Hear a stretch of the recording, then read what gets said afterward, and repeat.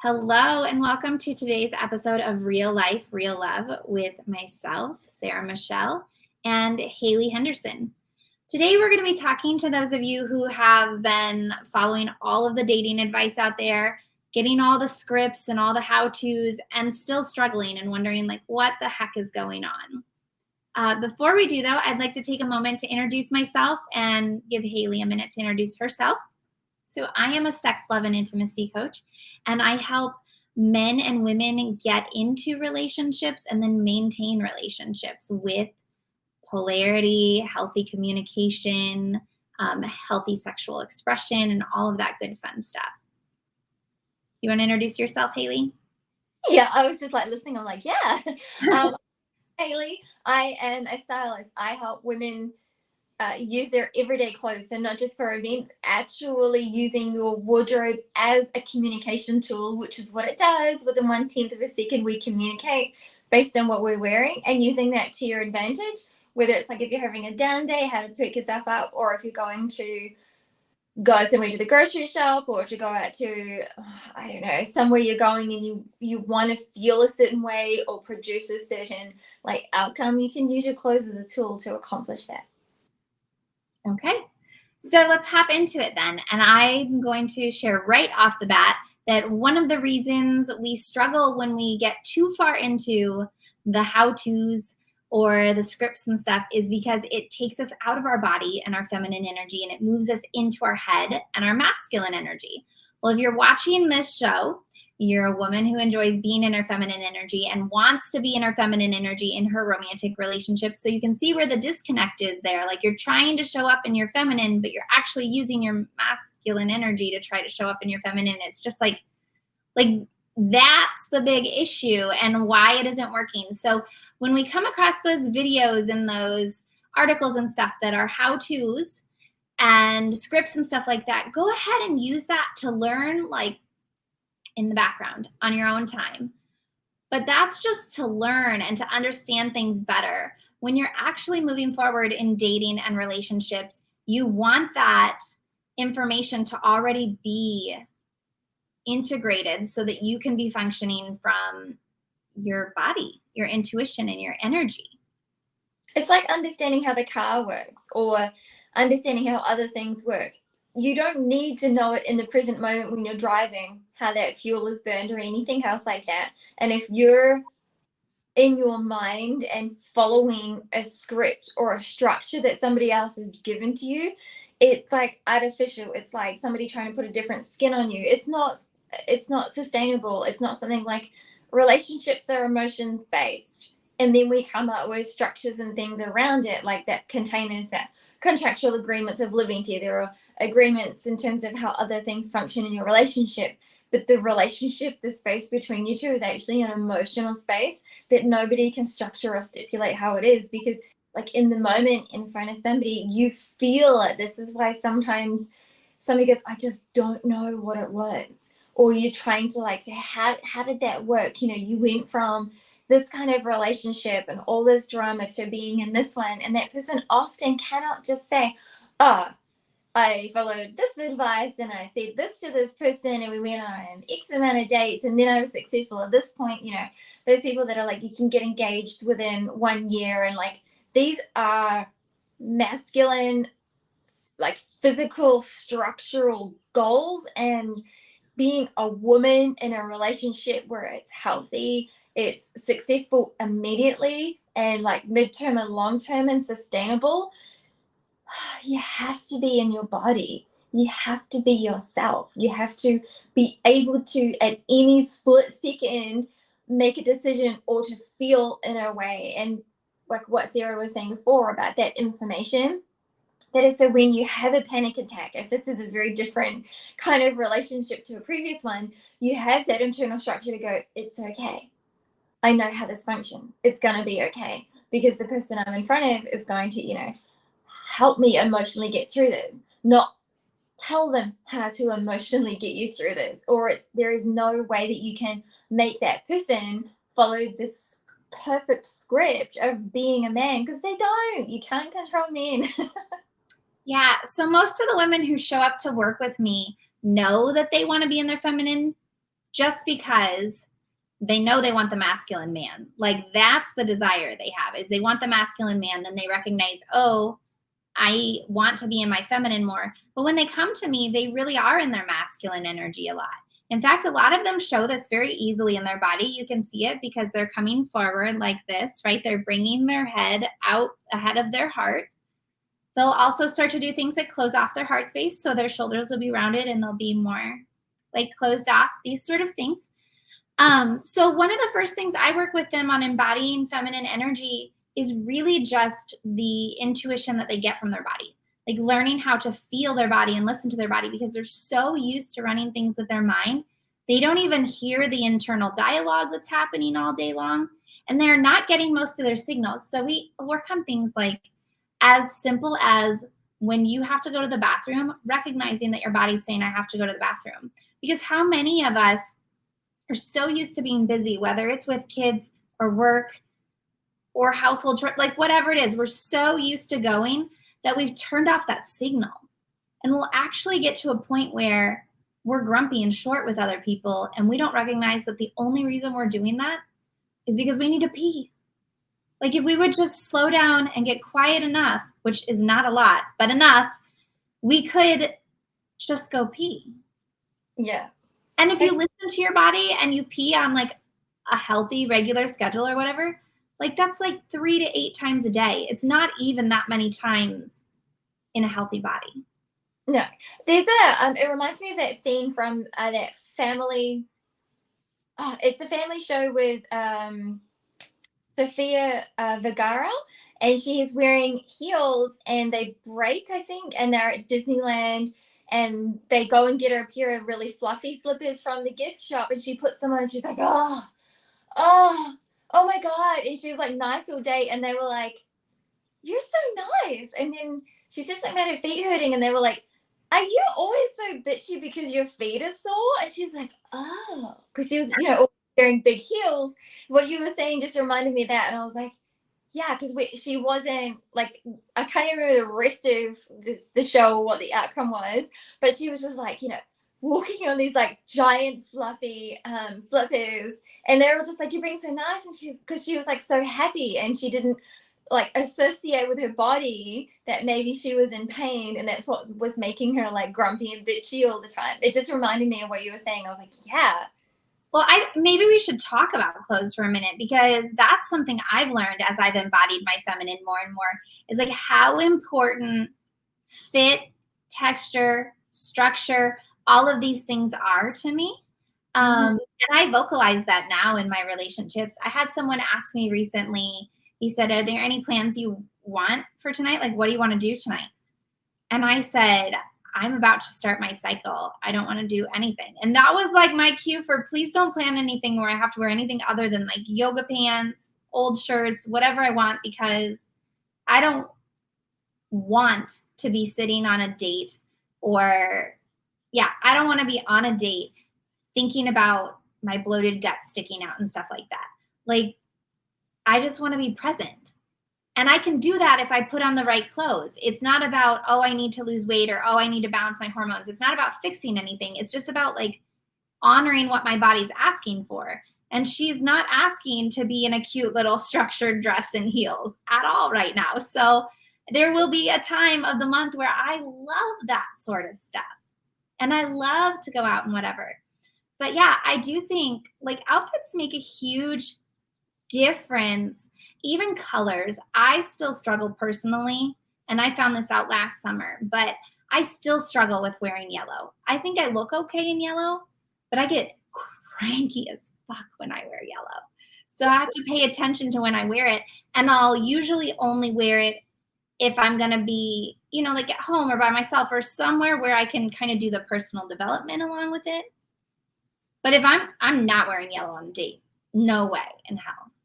I know. Go ahead, analyze that. I'm sure they want to hear. Well, the way that I've worked for years is colors represent. There are historical representations. There are subconscious connotations, but there's also an energetic presence. So color is a frequency.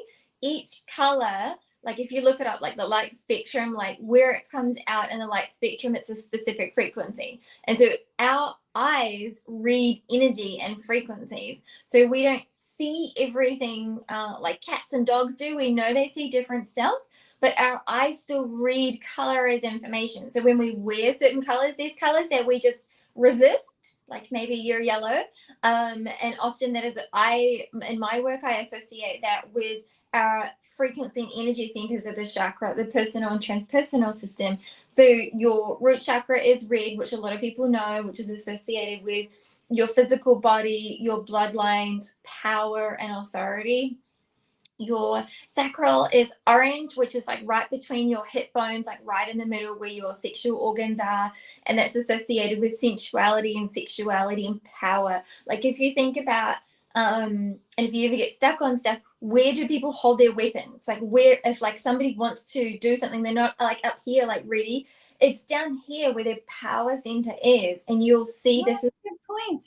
You hold belts and guns and even tool belts, like trades will wear tool belts, like every like on hips. This is where you'll put your child. This is where your child came from. Like there's a lot of power here, and a lot of people don't tap into orange and the frequency of their sensuality and sacral. It's not commonly talked about, which my clients love. And your solar plexus, which is like just here above it in the middle, and it's your seat of emotions. This is like your seat of I am, and it's more of like a happy-go-lucky, sunny kind of color, but it's still extremely powerful. If you think about yellow, it is. I don't want to be happy-go-lucky. It's the sun. It's quite a masculine color because yellow is a giving color. Yellow is a statement. Like when the sun comes out, you're not like, oh, where is it? I can't see it. Like it is very powerful. Your heart chakra is green. So think like Mama Earth, lush, growth, forest, like everything that is like grows and produces. Your throat chakra is blue, which is truth, which is authority. It's another very authoritative color. And if you think about it, people will have blues, like there's a whole color spectrum of blues, from light blues all the way up to your dark navy blues. And it's a color of authority for uniforms. It's like a standard structural color. Your third eye is like a purpley kind of color, and that is associated with mysticism, mystical things, magic. We say that it's like mystery. Like if you think about the night sky with some clouds and stuff, you don't think about black and white. You'll often think about like tones of kind of purple and like thinking the clouds like moving away from the moon. Your mind will automatically associate that with a very close scale to purple. And your crown chakra, I see that more as a white, a clear, crystal opening color, because that's before you step out of your physical body, and that is celestial, angelic, heavenly, higher than thou. Everything is like, if you think about the highest states of energy, it's like white, like it's crystal clear, it's like pearl colors, it's iridescent, it's so beautiful. Like if you thought about like angel wings, you wouldn't think of them as green or blue. You would probably think of them as like an iridescent kind of white. And that's like your crown chakra. And that is an opening and an invitation before you get to your transpersonal chakras, which go higher and then below you. And each one of these colors, because their eyes see the frequency and they see historical reference, which we don't know consciously, but it is ingrained in us, in our cells and in our memory and our historical heritage references. We see them as either like sad, happy, authoritative, structural, power. This is why everybody wears red as power, because it's life force energy. And this is why when people want to, create uniforms, they head straight to blue. They head to like navy blue or like quite strong blues, and it's a primary color as well, which is like a beginning point for like how would you say it? I don't even know the words. It's like a beginning point for where you would start. Like literally, you'd be like, blue. It's like one of those colors that you like almost always associate with starting stuff. So I know the explanation. No, I think that's wonderful. And I think that gives everybody watching one simple way to start embodying that feminine energy, because they can start listening to, as they're getting dressed, how their body feels and responds. And when I say listening, I don't necessarily mean that you're going to hear something. I mean, you could if that's how your intuition comes through, but it could just be that it's really scratchy or itchy, or maybe it's like once you put on that bra, your back aches for a while and you're like, okay, well, maybe this isn't the right bra for me. Does every bra make you ache? Maybe you need to buy different ones, or you know what I mean? Like just paying attention to, how do I feel in this, and going with it. Yesterday, it was 2 days ago, I was really cranky and it was very hot out here.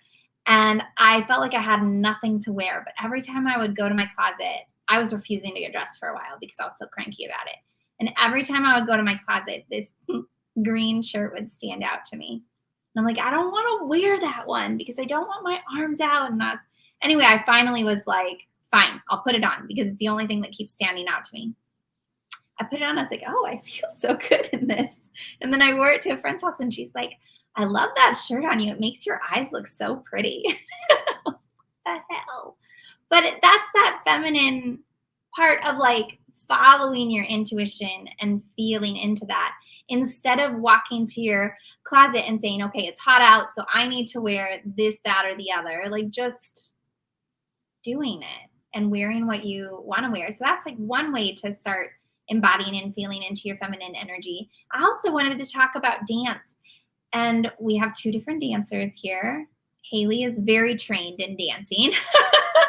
I am not trained in dancing. So when you hear that, don't be afraid, like, oh my God, I'm not a dancer. I didn't grow up dancing or whatever. When I talk about dancing, I literally mean nobody's around. I turn on music I enjoy and I just move my body. Like, where does it feel tight? And then I start doing it. And I might bend over and stuff. So I'm calling it dancing because it's movement while music is playing, but it's not something you do in like a nightclub or anything, or at a wedding or something like that. It's just literally feeling into where my body is and making sure that my hips, that whole area is loose and will move. And some days it takes more time than others. Like some days I'm like, yeah, let's get going. And other days I'm like, oh, I really kind of got to rock these, stretch these, move them or whatever. But it's like taking all that stagnant energy and releasing it and moving and feeling into it and getting that body loose, because a feminine body is relaxed and open.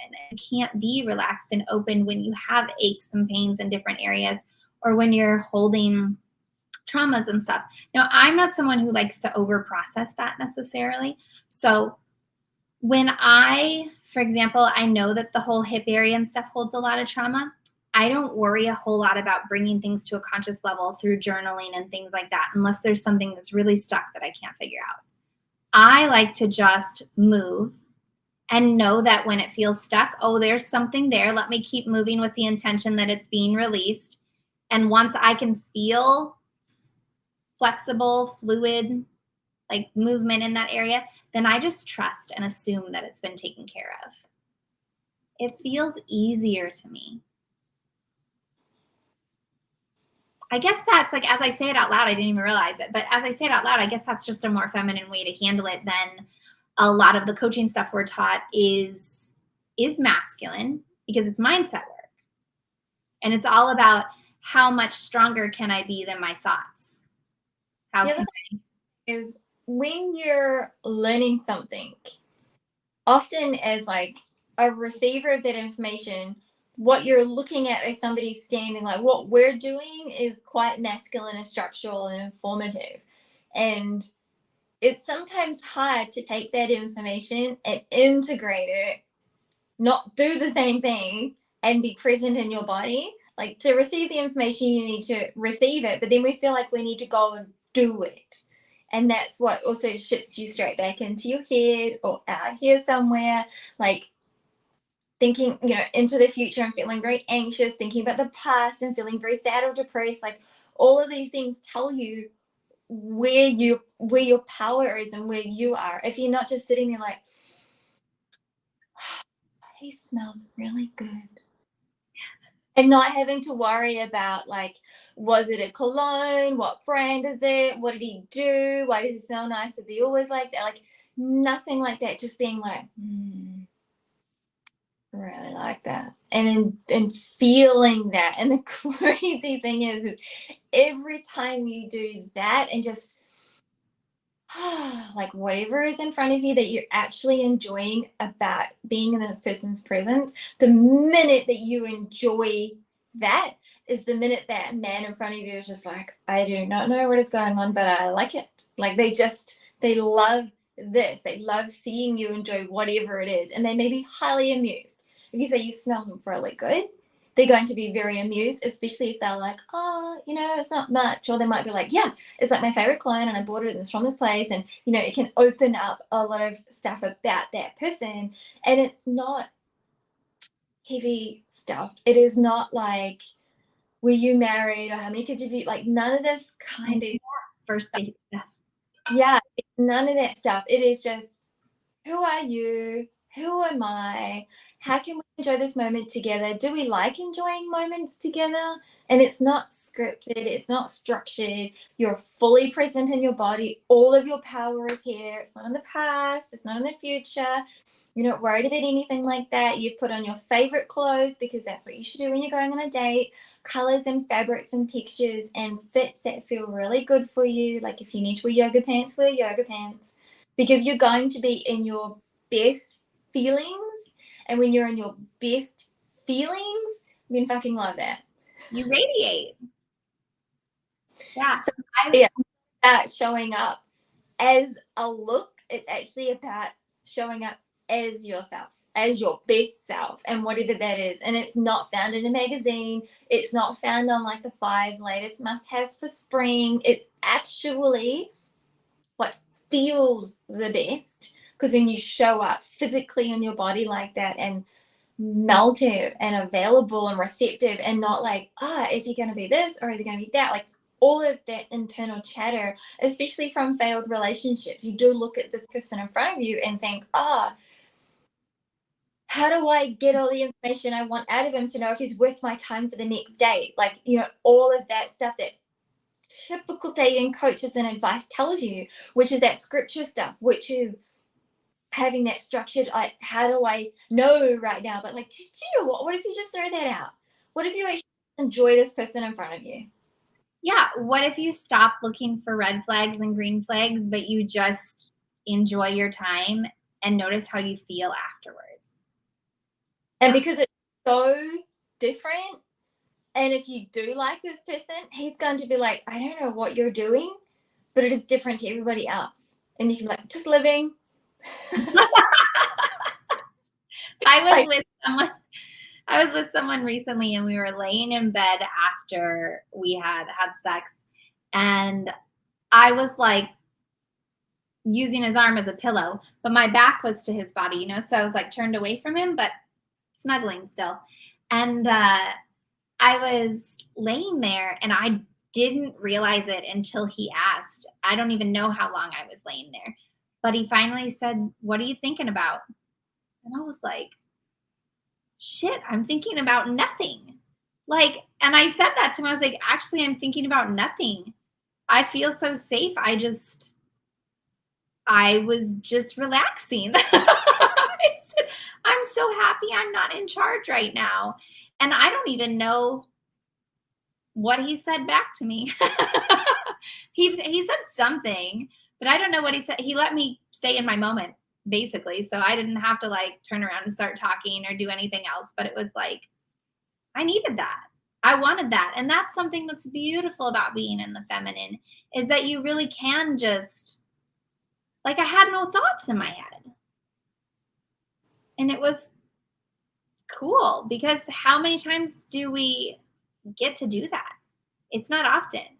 Especially, like, I coach on human design. So I know some people have a defined mind and they think all the time. And for them, it's not about getting to a point where they have no thoughts. It's about getting to a point where they can just witness their thoughts instead of engage with each thought. I don't have a defined mind though, so obviously I can have those moments, like I was just saying, where I go thoughtless, but even so, it doesn't happen often. Mm. And so, yeah, it is beautiful to just be present. I find that a lot, that I used to constantly be listening and thinking, trying to think about what I want to say here. I used to be so worried that there would be a pause in the conversation at some point and I would be asked a question and I would look stupid if I couldn't respond right away, that I was not even really present to the conversation because I was always trying to be ready to respond so that I wouldn't look stupid. That was the fear behind it. And when I got away from that and I learned how to just laugh and say, oh, I was just listening to you and not even processing any of that. I was just here. And most people are like, what? Like, I've never done that before. What are you talking about? They're not offended. They're not mad. I mean, you've been in front of them the whole time and all that sort of stuff. It was just me stepping out of that fear of they'll think I'm stupid if I don't automatically have something to share back, and Mm-hmm. learning how to just be there. And it gives me a lot of space. I also pay a lot of attention to where I'm feeling things in my body. So sometimes when I meet someone, like my body will tense up, or when they say something, my body will tense up. And for me, it's not about labeling it. It's not about knowing exactly what it is. It's like an awareness. So it just piques my curiosity and it says, it's just like a little, I don't want to use the word red flag, but it's like a little thing that makes me go, okay, we need to pay attention here. Start observing, something's going on. And so then I'm just more observant. I was going to say present, but it's not really that my presence gets any stronger. It's just that I kind of step out of the situation a little. Does that make sense? Mm-hmm. I wonder if there's a different way to say that. You're so intuitive like me. I wonder if that clicks with everybody who's listening or not, if I should say that. It gives you the information that nobody can script or structure or tell you what it looks Sure. like. Like, you know, we were saying before, it's like looking for a red flag or a green flag. Somebody can't necessarily tell you what your life is going to be, or what a trigger is, or what it is about that person. But in your body and in your gut, you may just be like, ugh, ugh, heebie jeebies. He's a, I don't know what he just did, but whatever that like thing was, that's enough. Because at the end of the day, if you're going to get any closer to that person, which is what intimacy is in relationships, Mm-hmm. to know straight out of the gate and listen to yourself in those moments. Like, ugh, we've all been there. We've all dated somebody or got into a relationship with somebody, and afterwards we're like, damn, I knew that at the start, but you didn't listen to yourself because people around you were like, no, he's a really good guy. Or, you know, you'll meet the family and you want to become part of that. And these are your goals, which is back into the masculine. And then, you know, you've got obligations and things to fulfill. And it's not falling back onto yourself and realizing, I can do this. I don't have to adhere to this book, this structure, this whatever somebody else is saying. If this doesn't feel right for me, it's not right for me. And sometimes there's not languaging. I mean, we could do a whole episode on languaging because it's like, it's not passing through your frontal lobes in your languaging centers. A lot of information, which is when somebody's in front of you, it's information. If you see what color their eyes are, if you hear their tone of voice, it's information that you're processing through your sensory receptive ways. And that information is then you take that and go, do I like that? Do I not like that? What is this? Am I involved in this? Etc. And that's how you make this decision in front of you, the information that you're given.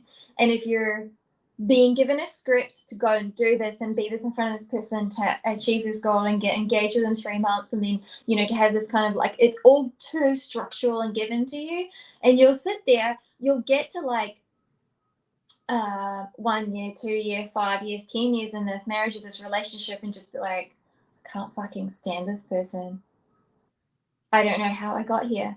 And it's because you didn't sit at the beginning and feel embodied and feel in your body and pick up on like those heebie jeebies or that really weird like corner of his mouth that he made. Like some people will say, oh, that's being too pedantic, like, sometimes people make facial movements that you don't like.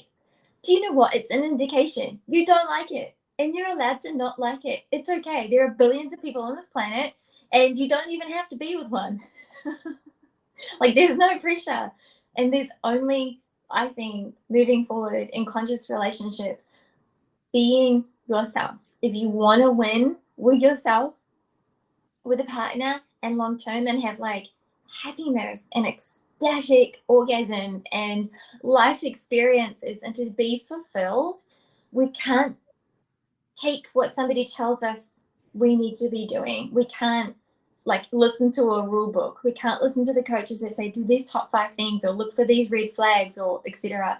Because sometimes the most important cues we get, we don't know what it was, but when we followed that gut instinct, we know it worked out for the right thing, and we still may have no words to describe it, but we're like, I know it was good, right, the perfect choice.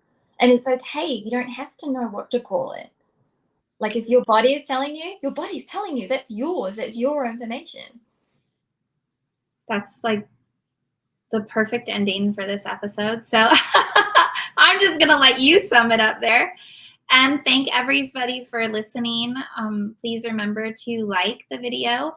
Definitely comment below and let us know what's your most challenging part of embodying your feminine energy. And maybe we can have a future episode to help you out with any of those challenges. And be sure to subscribe to our channel so that you get notifications when new videos come out. Thank you for joining us today.